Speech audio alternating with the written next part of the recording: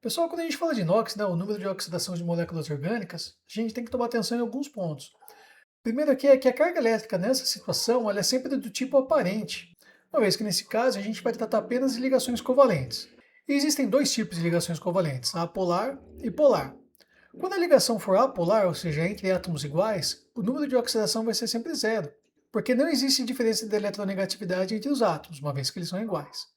Agora, quando for uma ligação polar, o NOx vai ser negativo, ou seja, menos um para aquele átomo que for mais eletronegativo. Já o átomo menos eletronegativo ele vai ficar com um NOx positivo mais um. Isso se dá pelo fato que o átomo mais eletronegativo vai atrair para si os elétrons no compartilhamento. Dessa forma, ele vai ficar com uma carga elétrica ligeiramente negativa, enquanto que o outro átomo vai ficar com uma carga elétrica ligeiramente positiva. Então, nos casos de moléculas orgânicas, onde a gente vai ter frequentemente átomos de hidrogênio e oxigênio, principalmente o carbono, né? O do hidrogênio, o NOx vai ser sempre mais um. O oxigênio, o NOx dele vai ser menos 2. Quando tiver presente aí algum halogênio, ou seja, alguém da família 7A, o NOx dele vai ser sempre menos um. Agora, o NOx do carbono ele vai ser altamente variável. E a gente vai ter que contabilizar o NOx para cada átomo de carbono presente na molécula aí, quando for necessário. De maneira geral, o NOx dele vai variar entre menos 4 e mais 4. E a forma de a gente resolver essa contabilização do NOx vai ser sempre a partir do somatório das ligações polares presentes ao seu redor. Então, no gás metano, CH4, veja que o carbono está fazendo 4 ligações covalentes, uma com cada hidrogênio. Acontece que em relação ao carbono e hidrogênio, o carbono vai ser sempre mais eletronegativo. Então, as 4 ligações estão direcionadas, ou seja, polarizadas a ele. Em consequência disso, como eu tenho 4 elétrons polarizados em direção ao carbono, o seu NOx vai ser menos 4, o somatório de todas essas flechas. Já em relação aos átomos de hidrogênio, o seu NOx vai ser sempre mais um, porque o seu elétron aqui vai estar mais próximo do átomo de carbono, pelo fato do hidrogênio ser muito pouco eletronegativo. Já no tetracloreto de carbono, CCl4, a coisa aqui é diferente, né, em relação ao átomo de carbono. Isso porque ele está ligado a 4 átomos de cloro e o cloro é mais eletronegativo que o carbono. Dessa forma, todas as ligações covalentes polares estão em direção ao átomo de cloro. Dessa forma, ele vai ter o número de oxidação sempre menos um. E já o carbono, por consequência, ele vai ter o número de oxidação mais 4, porque os 4 elétrons no compartilhamento estão distantes de si. Então perceba que para a gente verificar o NOx do carbono, a gente vai fazer sempre um somatório das flechinhas. Quando a flechinha estiver direcionada a ele, vai contabilizar como menos um, e quando estiver direcionada para fora dele, vai contabilizar como mais um. Agora presta atenção aqui no metanal, que é uma molécula do grupo dos aldeídos. Acontece que o carbono ele está fazendo duas ligações, uma com cada hidrogênio, e duas ligações, né, ou seja, uma dupla ligação com o átomo de oxigênio. Entre o carbono e o oxigênio ele é mais eletronegativo. Então, os dois elétrons aqui do compartilhamento estão direcionados ao oxigênio. Por isso, o seu número de oxidação é menos 2. Na ligação covalente entre o carbono e o hidrogênio, o carbono é mais eletronegativo. Por isso que o NOx do hidrogênio vai ser mais um. E agora, como que vai ficar então o número de oxidação do carbono? Porque eu tenho duas flechinhas direcionadas a si e duas flechinhas para fora de si. Para resolver isso, você pode ter duas maneiras. A primeira é a soma das flechinhas. Então veja que entre o carbono e o oxigênio, as duas flechinhas estão direcionadas ao oxigênio. Então o carbono, nesse caso aqui, ele vai ficar com duas cargas positivas. Já nessas ligações entre o carbono e o hidrogênio, pelo fato do carbono ser mais eletronegativo, os elétrons vão estar polarizados a ele, então nesse caso aqui ele vai ficar com duas cargas negativas. Então o NOx do carbono vai ser essa soma matemática de mais 2 com menos 2, cuja resposta é zero, sendo esse então o seu número de oxidação. E uma outra forma de resolver isso seria o seguinte: cada flechinha que está para fora do carbono anula uma que está para o seu interior. Isso acontece aqui e aqui também. Dessa forma, as duas flechinhas que estão em direção ao oxigênio estão anulando essas duas que estão em direção ao carbono. Dessa forma, então, não sobra nenhuma flechinha. Em consequência disso, o NOx do carbono vai ser zero. Agora, nessa molécula orgânica aqui aleatória, veja que nós temos dois átomos de carbono e o NOx de um pode ser diferente do outro, tá? Então vamos começar com as ligações covalentes entre carbono e hidrogênio. Como o carbono vai ser sempre mais eletronegativo, a flechinha vai estar em direção a ele. Por consequência disso, o NOx do hidrogênio vai ser sempre mais um. Nessa dupla ligação entre carbono e oxigênio, como o oxigênio é mais eletronegativo, as duas ligações vão estar direcionadas ao oxigênio. Por consequência disso, o seu NOx vai ser menos 2. Já em relação ao cloro, como ele é mais eletronegativo que o carbono, a flechinha vai estar direcionada ao cloro, tendo o seu NOx então como menos 1. E como que vai ficar para o átomo de carbono? O carbono da esquerda ele vai ter um NOx menos 1. Isso porque uma flechinha que está em direção a ele vai anular uma que está para fora, sobrando essa flechinha aqui em direção ao átomo de carbono. Por consequência disso, ele vai ter um NOx -1. Veja que essa ligação covalente entre os átomos de carbono eu nem estou contabilizando. Isso porque essa ligação ela é apolar. Quando é apolar, ou seja, entre átomos iguais, o seu NOx vai ser sempre zero. Agora o NOx desse carbono aqui da direita, ele vai ser NOx +1.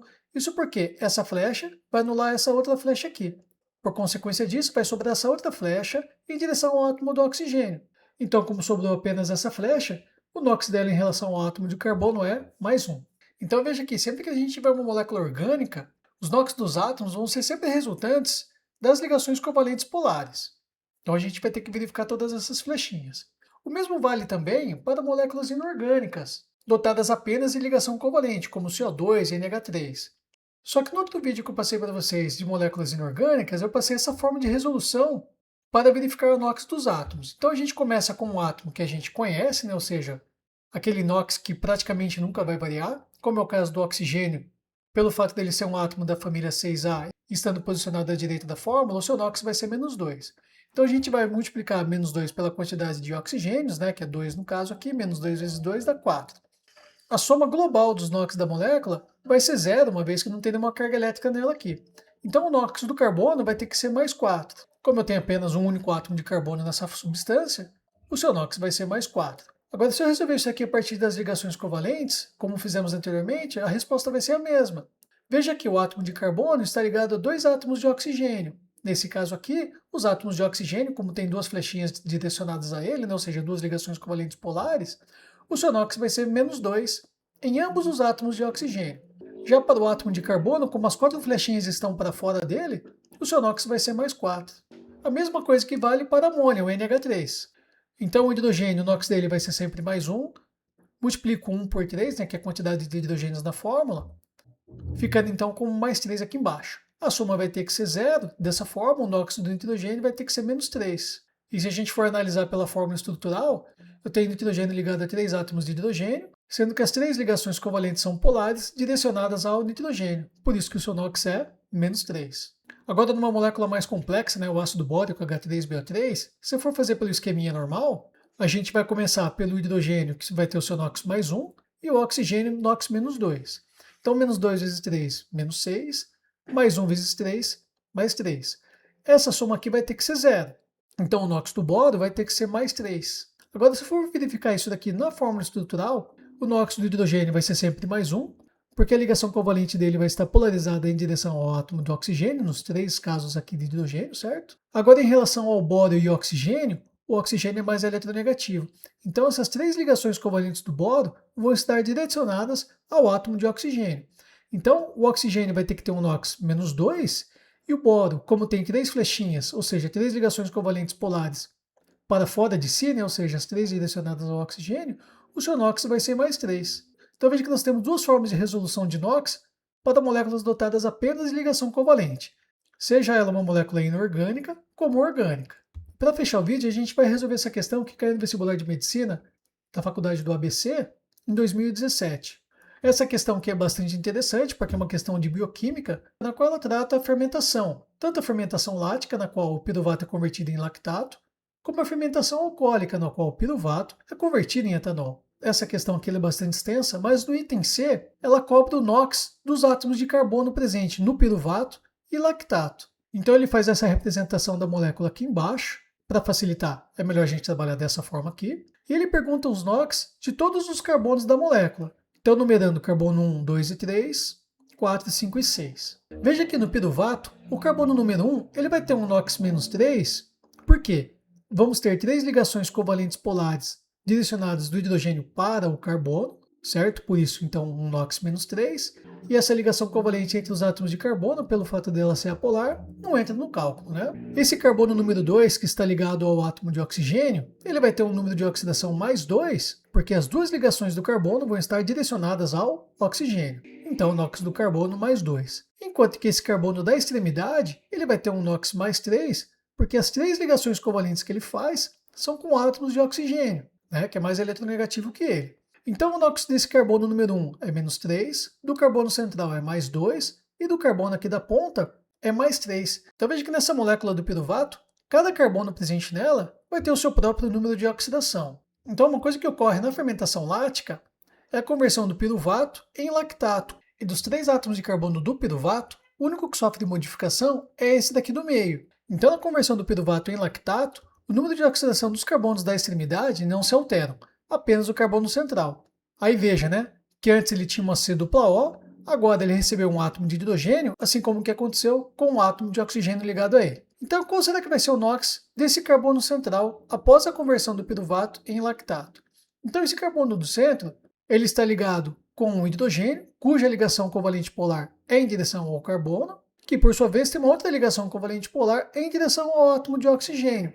Então, eu vou ter uma flechinha para dentro do carbono e outra para fora dele. Uma vai anular a outra, dessa forma, o NOx do carbono central vai ser 0. Então, o número de oxidação do carbono central inicialmente era mais 2 e foi modificado para 0. Dessa forma, como o seu número de oxidação reduziu, a gente diz que esse carbono central sofreu uma redução. É isso aí, pessoal. Valeu, falou!